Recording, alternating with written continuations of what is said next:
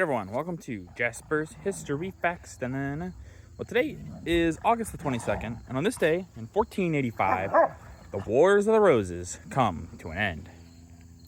So, the War of the Roses is between the Lancasters and the Yorkish line. Both have kind of a right to the kingship of England, but both are claiming it at this point. So you have both families going to war. It's Wars of the Roses. This is kind of like a not continuous war thing. It's like an on and off, constant kind of thing in the background. Actually, the show and the book, the show Game of Thrones, but the book Song of Ice and Fire are kind of loosely inspired by these wars. There's a lot of betrayal, backstabbing, all that. So George R.R. Martin took a lot of inspiration from these wars. But like I said, today, those wars end. Henry Tudor, the future Henry VII, will defeat Richard III at the Battle of Bosworth Field, leading to the ascension of the Yorkists, Lancasters, all that ascension finally being put to rest, and leading to Tudor dynasty on the throne of England.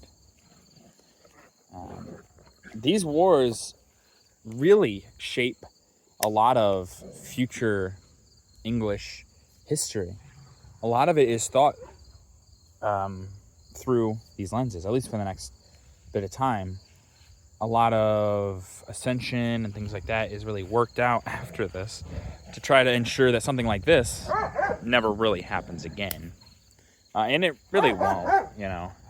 Nowadays, it would be wholly unlikely that ascension wars like this would happen. Very, very unlikely. But I guess not impossible. But still, these wars, a lot of actually popular media, besides just Game of Thrones and Song of Ice and Fire, are kind of inspired by this. There's a lot of intrigue and espionage and different ruling classes all vying for power at the same time. It really is quite the interesting time in English history as well as human history in general. So it makes sense a lot of people take inspiration from this time for their stories. But now you know.